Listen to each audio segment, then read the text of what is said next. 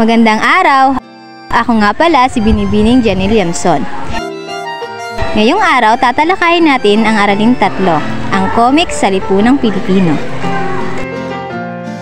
Bago tayo magsimula, pamilyar ba kayo sa comics ng Pilipino? Katulad na lamang ng mga ito. Narito na ang ating mga tagaulat.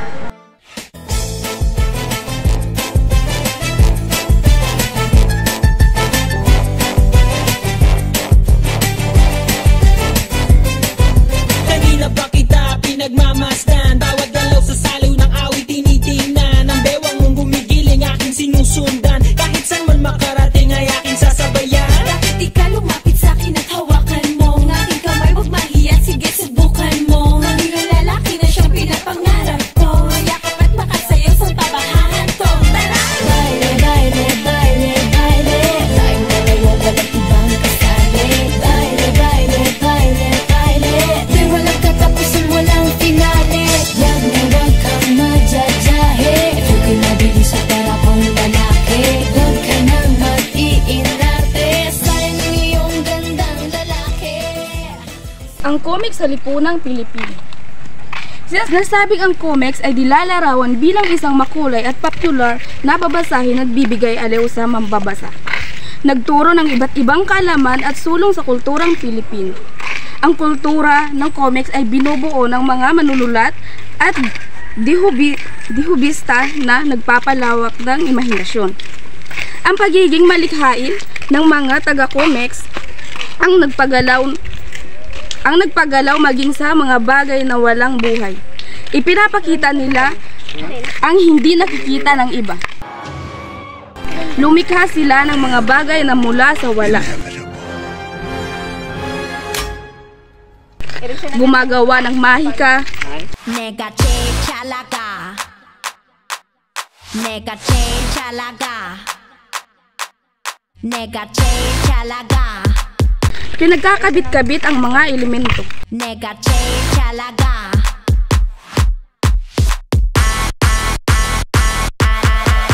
At kahit walang teleskopyo, ay ginugulad nilang ulitimong tuldok na kalawakan.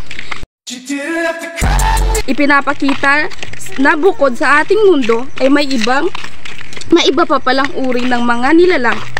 Maraming bata ang lumaki kasabay ng comics at baon nila ang tapang ng mga super na karakter. Lumalaban sa mga hamon ng buhay. Maraming pinaligaya ang comics, maraming binigyan na pag-asa, maraming pinaibig. Pilipinas, sinasabi ang bayani si Jose Rizal, ang kauna-unahang Pilipino na gumawa ng comics noong 1884, ay inilatha sa magazine Trubner Records sa Europa ang comic strip niya na Pagong at ang Matching. Ito ay ang halaw ng bayani mula sa isang popular na pabula sa Asia.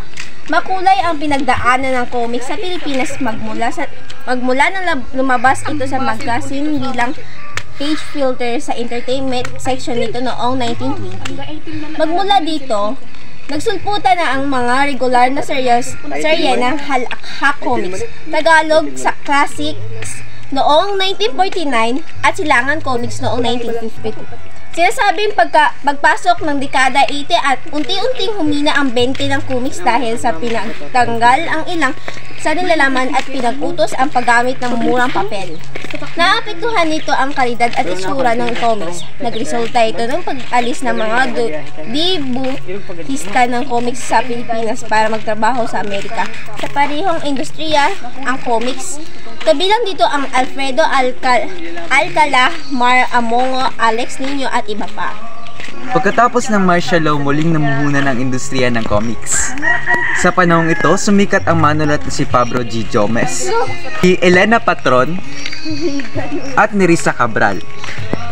Ang pagbabalik ng interes ng mangbabasa sa comics ay tumatagal lamang hanggang simula 1990 dahil nahumaling ang mga tao sa iba't ibang anyo na paglipang. Sa kasalukuyan, marami pa rin ang nagpapanais na muling buhayin ng industriya sa bansa. Direkto na si Carlo G. Capahas noong taong 2007 na tinangya ng buhayin ng pagsiglahin ang tradisyonal na comics sa sirkulasyon sa pamamagitan ng mga ginawa nilang comics karabang sa iba't ibang bahagi ng bansa. Hindi lamang sa Pilipinas nakilala ang galing at husay ng mga manlilikha ng comics, kundi sa magiging sa ibang bansa. Sige. Ayon sa vlog ni Fermin Salvador, world class umano ang kakayahan ng mga Pilipino sa paglikha ng comics. Kilala ang galing at husay ng mga Pinoy sa larangan ng sining at malikhaing pagsulat sa lokal man o internasyonal na komunidad. Kabilang sa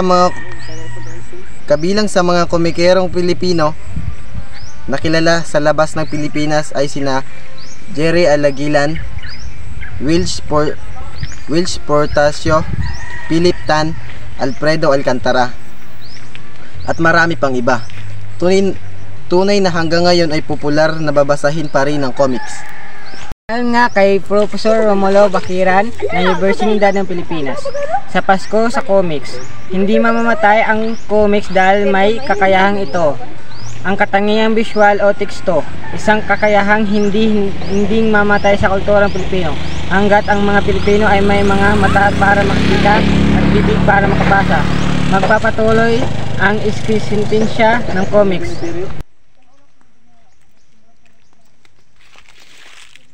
Dahil sa mabilis na pagbabago sa daigdig, marami itong impluwensya sa nangyayari sa kapaligiran kasama na sa naimpluwensyahan ang panitikan. Sa kasalukuyan, mas pinipili ng mga tao magkaroon ng libangan na mabilis lamang na nasasagawa. Sa kadahilan ng ito, biglang umusbong ang telebisyon, pelikula, musika at comics sa bilang medium ng kasiyahan, gayon din ang pagkatuto. Mula sa iba't ibang palabas sa telebisyon at pelikula, mabilis na naiugnay sa karanasan ng isang tao anuman ang pinapanood, pinapakinggan at binabasa. Mula naman sa musika, nagiging instrumento ito sa pagpapahayag ng damdamin. Mula naman sa comics, nagsisilbi itong libangan dahil sa makukulay na nilalaman. Bawat kwadro na may nakuhulang pangyayari, pinag-uugnay-ugnay upang makabuo ng isang kwento.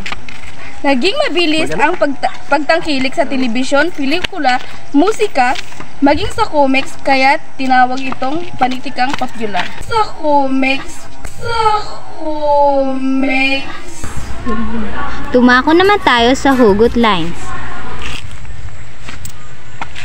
Ang hugot line ay makabagong paraan ng pagpapahayag ng emosyon gamit ang social networking site.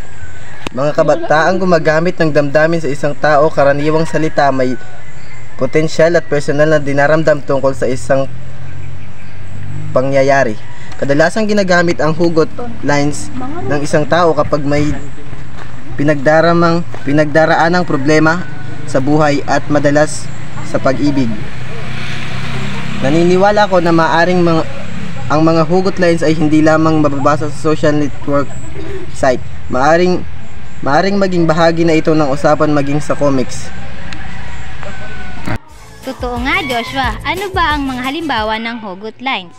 Mga halimbawa, ang pagmumuguno para sa pagising ng mga estudyante tuwing umaga. Mahirap pero kailangan. Pangalang halimbawa, ang second chance ibibigay para magbago, hindi para umabuso. Mangatlo, paano kayo magiging together kung hindi ka naman gumagawa ng paraan to give her? Pangapat, pag-ibig parang may waiter, yayakapin ka tapos sasaktan ka tapos tatakbuhan ka. Panglima, huwag mong hawakan kung alam mong bibitaw mo lang. Napakagandang mga halimbawa. Dumako naman tayo sa lobo ng usapan. Sa paggamit ng lobo ng usapan, so isang bahagi ng comics ang lobo ng usapan. Pinapasulatan ito ng iba't ibang usapan ng mga tauhan. May iba't ibang anyo ito tulad ng inarawan ng Budista. May iba't ibang uri ang lobo ng usapan tulad ng para sa karaniwang usapan, usapan pabulong, usapang pasigaw, at diagulo para sa sarili. Bawat sitwasyon o disiplina ng pag-aaral ay may kanya-kanyang register. Tulad sa pag-social network site, may sarili itong gamit ng mga salita o pahayag. Karaniwang gamit ng salita o pahayag sa nasabing larangan ay kolokyal at teknikal. Kolokyal na antas ng wika, ang paraan ay parang nakikipag-usap lamang. Masasabing di formal ang gamit ng wika. Ang technical ay antas din ng wika na tumutukoy sa isang disiplina. Halimbawa ay ang pag-agham at pang-teknolohiya.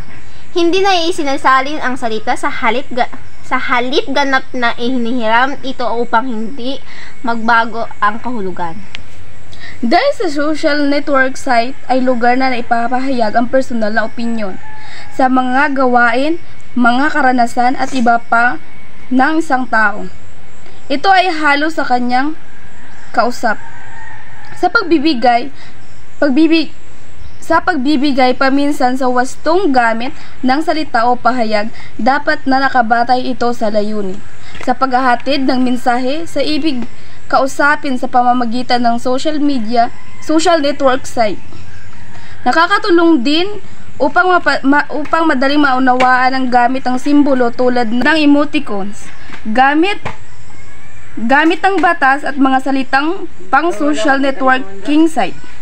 Karaniwan ding hinihiram ng ganap ang mga salita na mula sa ibang bansa. Maging ang dialektal na mga salita mula sa iba't ibang lalawigan ng bansa ay ganap ding hinihiram. Ganap ding hinihiram upang hindi magbago ang kahulugan ng mga salitang pahayag. Bunga ng makabagong teknolohiya, may iba't ibang social network site dahil dito na-impluwensyahan ang antas ng gamit ng wika. Gaya nga ng nabanggit na ang social networking site ay naglalarawan sa mga personal na opinion, may mga gawain at mga karanasan. Hindi gaanong mahaba ang mga pahayag, maliban sa palitan ng mga mensahe. Himig ng mga pahayag ay parang kaharap lamang ang pinandadahan ng mensahe. Sa paggamit ng anumang social networking site, nakabatay ito sa layo na tutungunan ng wastong gamit ng mga salita para makabuo ng pahayag. Dito na nagtatapos ang aming presentasyon.